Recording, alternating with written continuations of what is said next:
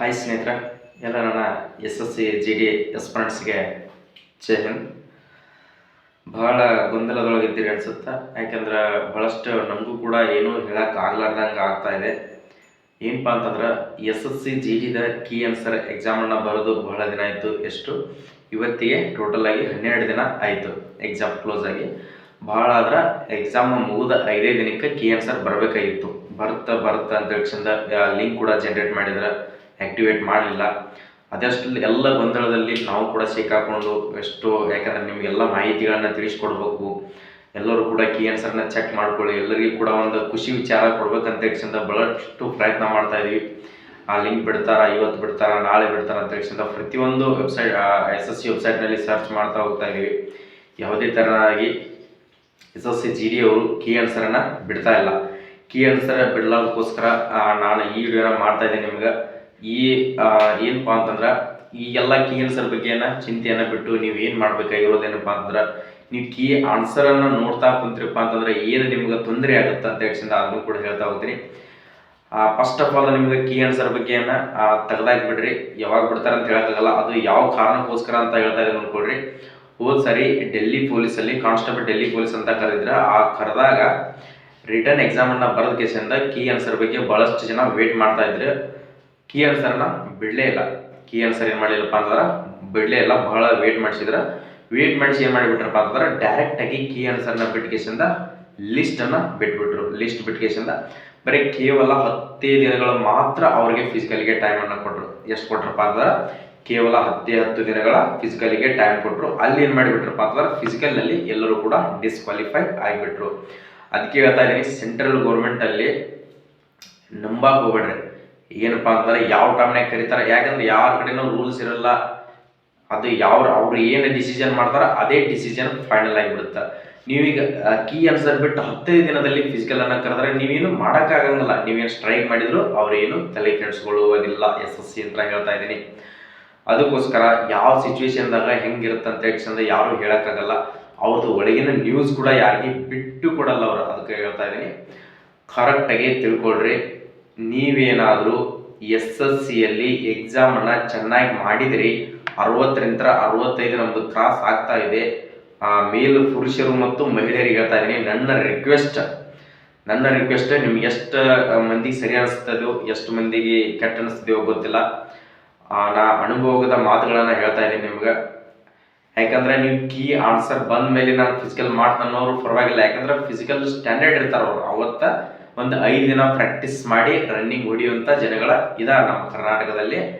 ಅದಕ್ಕೋಸ್ಕರ ಅವ್ರ ಬಗ್ಗೆ ನಿಮಗೇನು ಹೇಳಕ್ಕೆ ಹೋಗಲ್ಲ, ಪ್ರಾಕ್ಟೀಸನ್ನು ಮಾಡಿದವ್ರಿಗೆ. ಯಾಕಂದರೆ ಪರ್ಫೆಕ್ಟ್ ಇರ್ತಾರೆ ಅವರು. ಎಕ್ಸಾಮ್ನಲ್ಲಿ ರೆಡಿ ಇರ್ತಾರೆ, ಫಿಸಿಕಲ್ನಲ್ಲಿ ರೆಡಿ ಇರ್ತಾರೆ, ಮೆಡಿಕಲ್ನಲ್ಲಿ ರೆಡಿ ಇರ್ತಾರೆ. ಅವ್ರಿಗೆ ಎಕ್ಸ್ಪೀರಿಯನ್ಸ್ ಇರ್ತದೆ. ಅವ್ರ ಜೊತೆ ಕೂತ್ಕೊಂಡು ನಾನು ಹೊಡಿತೀನಿ ಅವಾಗ ಪ್ರಾಕ್ಟೀಸನ್ನು ಮಾಡ್ತೀನಿ ಅಂತ ಹೇಳಿ ಚಂದ ಸಾಧ್ಯವಿಲ್ಲ. ನೀವೇನಾದರೂ ಫಿಸಿಕಲ್ನಲ್ಲಿ ವೀಕ್ ಇದ್ದರೆ, ಯಾವಾಗೂ ಫಿಸಿಕಲ್ಲೇ ಮಾಡಿಲ್ಲ ನಾನು ಅನ್ನೋರು ಯಾರಾದರೂ ಇದ್ದರೆ ಈಗಾಗಲೇ ಫಿಸಿಕಲ್ ಮಾಡಿಕೊಡ್ರಿ. ಹೋದ ಸರಿ 100ಕ್ಕೆ 100 ಅಬೋವ್ ದಾಟಿಸಿದವರು ಕೂಡ ಫಿಸಿಕಲ್ನಲ್ಲಿ ಡಿಸ್ಕ್ವಾಲಿಫೈ ಆದರು. ಅಷ್ಟು ದಿನ ಟೈಮನ್ನು ಕೊಟ್ಟಿದ್ರು, ಅಷ್ಟು ದಿನ ಟೈಮಿಂಗ್ ಕೊಟ್ಟರು, ಪ್ರಾಕ್ಟೀಸ್ ಮಾಡಿದರೂ ಕೂಡ ಆಗಲಿಲ್ಲ ಅಷ್ಟು ಜನ. ಯಾಕಂದ್ರೆ ಫುಲ್ ಬೇಸಿಗೆ ಬರ್ತದೆ ಸದ್ದ. ಅದು ಫಿಸಿಕಲ್ ಫುಲ್ ಬೇಸಿಗೆ ಇರ್ತೈತಿ. ಮಾರ್ನಿಂಗ್ 7:30 8 ಆದ್ರೆ ಸಾಕು, ಫುಲ್ ಬಿಸಿಲು ಬೀರ್ತಿರ್ತೈತಿ. ಅದಕ್ಕೋಸ್ಕರ ನೀವು ಪ್ರಾಕ್ಟೀಸನ್ನು ಚೆನ್ನಾಗಿ ಮಾಡಿಕೊಡ್ರಿ. ನಿಮ್ಮ ಕಾನ್ಫಿಡೆಂಟ್ ನಿಮಗಿರಲಿ, ನಂದು ಈ ಸಾರಿ ಕಟ್ಟಕ್ಕೆ ಕುಂದಿರ್ತೈತಿ ಅಂತೇಳಿ ಕೇಸಿಂದ ಫಿಸಿಕಲ್ ಸ್ಟಾರ್ಟ್ ಮಾಡಿರಿ. 2 ಟೈಮ್ ಫಿಸಿಕಲನ್ನು ಸ್ಟಾರ್ಟ್ ಮಾಡಿಕೊಡ್ರಿ. ನಾನು SSC GD ಕೀ ಆನ್ಸರ್ ಬಗ್ಗೆ ಏನು ಹೇಳಕ್ಕೆ ಹೋಗಲ್ಲ. ಕೀ ಆನ್ಸರ್ ಇವಾಗ ಬರುತ್ತೆ ಅವಾಗ ಬರುತ್ತೆ ಅಂತ ತಕ್ಷಣ ಕಮೆಂಟನ್ನು ಹಾಕ್ತಿರ್ಬೋದು ನೀವು. ಕೀ ಆನ್ಸರ್ ಬಗ್ಗೆ ಯಾರೂ ತಲೆ ಕೆಡಿಸ್ಕೊಬೇಡ್ರಿ. ನಾನು ಹೇಳ್ತಾ ಹೋಗ್ತೀನಿ, ಲಿಂಕ್ ಆ್ಯಕ್ಟಿವೇಟ್ ಆದಮೇಲೆ ನಿಮ್ದೊಂದು ಲೈವ್ ಆಗಿ ಯಾವುದಾದ್ರೂ ಒಂದು ಕೀ ಆನ್ಸರ್ PDF ಅನ್ನು ಓಪನ್ ಮಾಡಿ ನಿಮ್ಗೆ ತೋರಿಸ್ತಾ ಹೋಗ್ತೀನಿ. ಅಲ್ಲಿ ಮಟ್ಟ ಯಾರ ಬಗ್ಗೆನೂ ತಲೆ ಕೆಡಿಸ್ಕೋಬೇಡ್ರಿ. ಹೇಳ್ತಾ ಇದ್ದೀನಿ ನಾನು, ಕೀ ಆನ್ಸರ್ ಬಗ್ಗೆ ಚಿಂತೆಯನ್ನು ಬಿಟ್ಬಿಡ್ರಿ. ಇಷ್ಟು ದಿನ ವೇಟ್ ಆಯಿತು, 12 ದಿನ ಆದರೂ ಕೀ ಆನ್ಸರ್ ಬಂದಿಲ್ಲಪ್ಪ ಅಂತಂದರೆ ಏನೋ ಒಳಗಡೆ ಪ್ರಾಬ್ಲಮ್ ಇರಬಹುದು. ಏನು ಅದ್ರದ್ದು ಯಾವುದೂ ಮಾಹಿತಿ ಕೂಡ ಗೊತ್ತಾಗ್ತಾ ಇಲ್ಲ. ಅದರಲ್ಲಿ ಏನು ಮಾಡ್ತಿದ್ದಾರೋ SSCಯಲ್ಲಿ ಏನಾದರೂ ಚೇಂಜಸನ್ನು ಮಾಡ್ತಾ ಇದ್ದಾರಾ, ಅದ್ರದ್ದು ಯಾವ ಮಾಹಿತಿ ಕೂಡ ಗೊತ್ತಕ್ಕೆ ಆಗ್ತಾ ಇಲ್ಲ. ಅದ್ರ ಬಗ್ಗೆ ಚಿಂತೆಯನ್ನು ಬಿಟ್ಟು ಫಿಸಿಕಲ್ಗೆ ಟ್ರೈ ಮಾಡಿರಿ. ನೋಡ್ಕೊಡ್ರಿ, ಬಾಯ್ಸಿಗೆ ಪುರುಷರಿಗೆ ಎಷ್ಟಪ್ಪ ಅಂತಂದ್ರೆ 5 ಕಿಲೋಮೀಟರ್ ರನ್ನಿಂಗ್ ಇದೆ. ಎಷ್ಟಪ್ಪ ಅಂತಂದ್ರೆ 5 ಕಿಲೋಮೀಟರ್ ರನ್ನಿಂಗ್ ಇದೆ. 5 ಕಿಲೋಮೀಟರ್ ನೀವು 2ರಿಂದ 3 ಹೊತ್ತು ರನ್ನಿಂಗ್ ಎಕ್ಸಸೈಸನ್ನು ಮಾಡ್ತಾವ್ರಿ. ಫಸ್ಟ್ಗೆನ ರನ್ನಿಂಗನ್ನು ಪ್ರಾಕ್ಟೀಸ್ ಮಾಡಕ್ಕೆ ಹೋಗ್ಬಿಡ್ರಿ. ಎಕ್ಸಸೈಸ್ ರನ್ನಿಂಗ್ ನಾರ್ಮಲ್ ಆಗಿ ನಡ್ಕೋತ ಹೋಗೋದು, ಜಾಸ್ತಿ ಲಾಂಗ್ ರೂಟನ್ನು ಹಿಡಿದು ಮಾಡಿರಿ. ವರ್ಕೌಟನ್ನು ಮಿನಿಮಮ್ 1.5 ತಾಸಾದರೂ ನೀವು ಟೈಮಿಂಗನ್ನು ಕೊಡ್ರಿ.